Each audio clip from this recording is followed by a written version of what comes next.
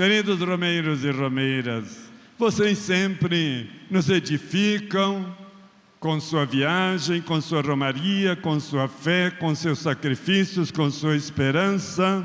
E Nossa Senhora sabe de tudo que vocês passam para chegar à Aparecida e voltar para suas casas, paróquias e dioceses. Vocês nos ensinam muito a fé, isso é muito saudável. E a presença de vocês evangeliza quem está na televisão agora, diz, olha lá, quanta gente em Aparecida. E as pessoas se lembram então, e também elas, e fazerem sua romaria, amarem mais Nossa Senhora. Então, a sua presença é missionária, é evangelizadora. Saúdo todos que nos acompanham pelos meios de comunicação social. E assim, irmãos e irmãs, na Quaresma, cada dia da Quaresma tem um assunto principal. Qual é o assunto principal das leituras de hoje? É a misericórdia do Pai, a bondade, a clemência de Deus Pai. O que dizia a primeira leitura? Disse assim: se você for uma pessoa justa, praticar a justiça, o direito, buscar a santidade, você não vai ser condenado, não. Pelo contrário, você vai ser salvo e a sua vida vai ser cada vez mais abençoada, porque você está se convertendo. A nossa conversão é um processo, a gente não se converte numa vez. A gente tem um choque inicial, mas depois a gente vai crescendo na nossa conversão até o fim dos tempos. Muito bem, então veja o que Deus diz. Se você é pecador, mas se converte, eu digo com a verdade do meu coração, você não morrerá, você viverá. Não morrerá espiritualmente, não é? E você viverá. E eu quero que o pecador convertido viva. Então vale a pena, né, irmãos e irmãs, vir à Aparecida e buscarmos conversão, porque tudo é em favor da nossa vida. Teremos uma vida mais cristã, uma vida mais santa, uma vida mais fraterna e principalmente a vida eterna. Aqui no fundo deste santuário está escrito assim, uma frase a respeito de Nossa Senhora: quem me encontrar, encontra a vida. Vamos repetir? Quem me encontrar, encontra. Então Nossa Senhora nos ajuda a gente se manter no caminho da graça e ela nos ajuda a encontrar a vida, e nossa vida é Jesus. Eu sou caminho, verdade e vida. Agora, essa pessoa justa, pessoa de bem, convertida, pode decair.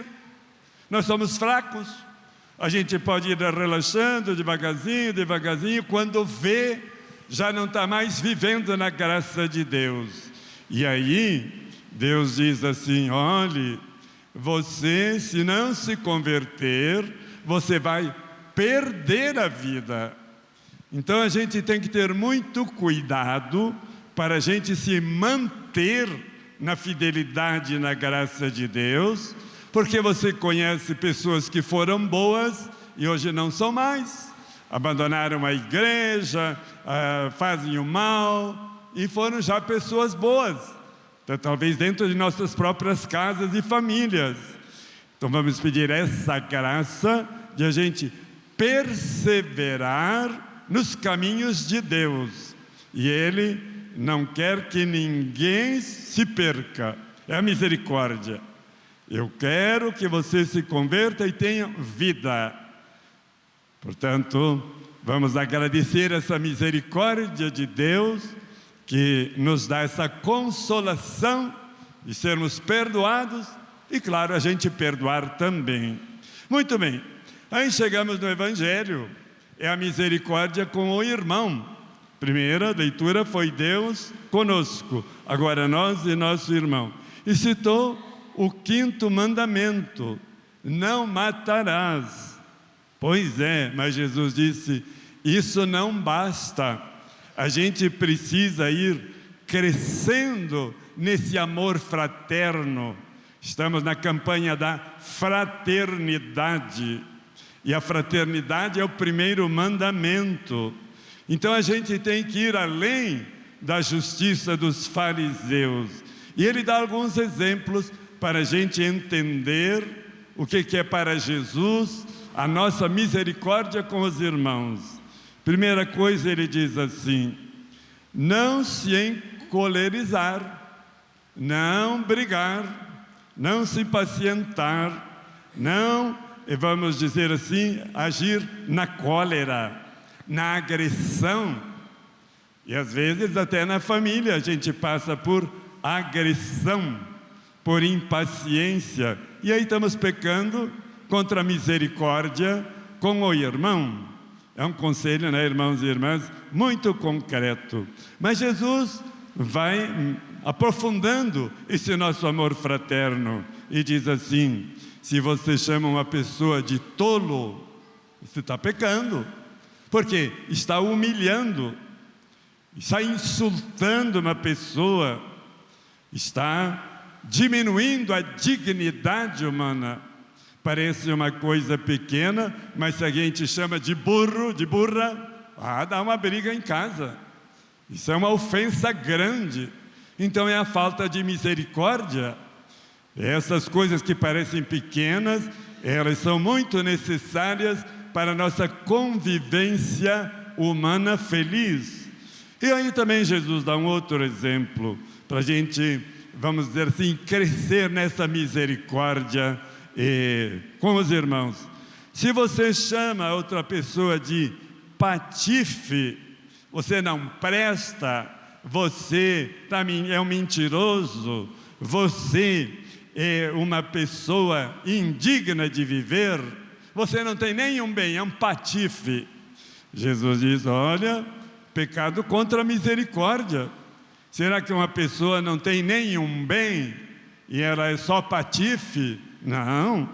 Então a gente não pode tomar essas atitudes de agressão contra a dignidade humana. Mas como é que vamos resolver? Exatamente pela misericórdia. Pode ser que encontramos pessoas assim, mas não vamos condená-las, vamos ajudá-las com a nossa misericórdia a elas também se converterem desses males. E se a gente disse o Evangelho e você diz para outro: você é um imbecil, e de novo ofendendo a dignidade da pessoa que Deus criou e que Deus ama e por isso perdoa.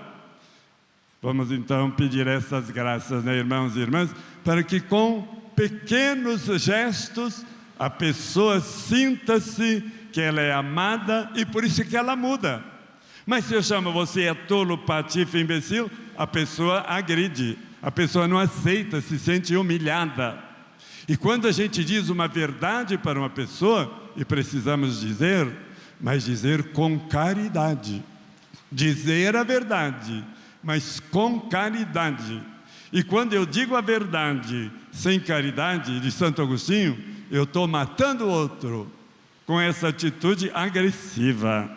Então vejam como Jesus valoriza muito a nossa convivência fraterna, o nosso jeito de ser, enfim, Jesus com tudo isso quer a nossa felicidade e alegria. Agora vem a coisa mais forte.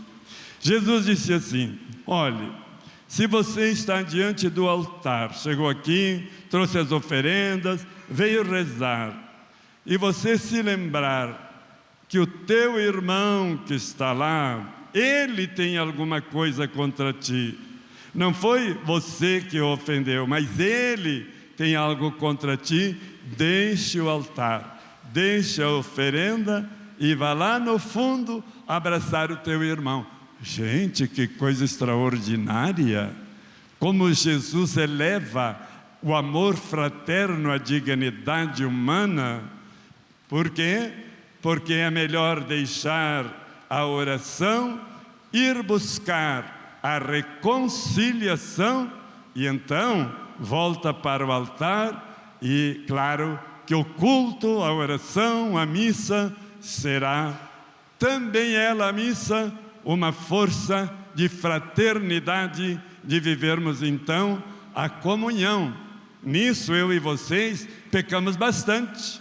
A gente vem no altar, vem no altar, vem no altar e deveria voltar para se reconciliar.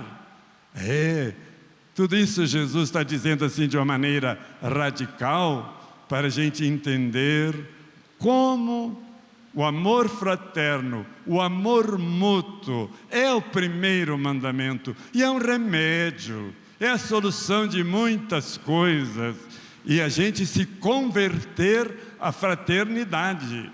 E então, campanha da fraternidade, fraternidade e moradia. Estas chuvas que estão por aqui em todo que é lugar, é porque nós não cuidamos da moradia da casa comum, da natureza.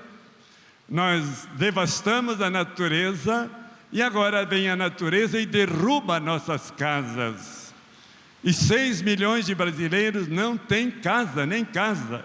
E 26 milhões vivem em casas inadequadas, periferias, seja lá onde for.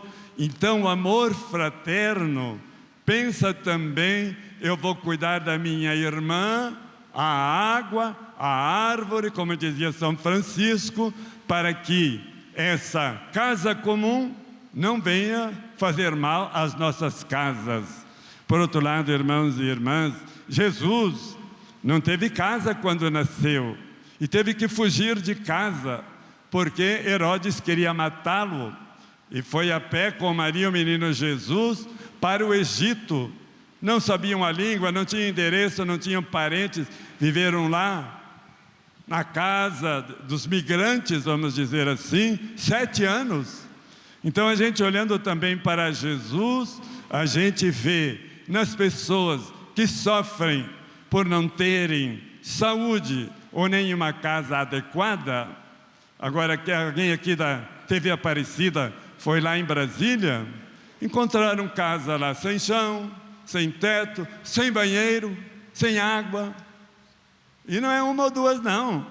Então essa campanha da fraternidade lembra as políticas públicas dos governos, mas muitos são omissos. E nós então, com a campanha da fraternidade, vamos cuidar da grande casa, porque um dia, se formos fraternos, entraremos na casa eterna, na casa da glória de Deus.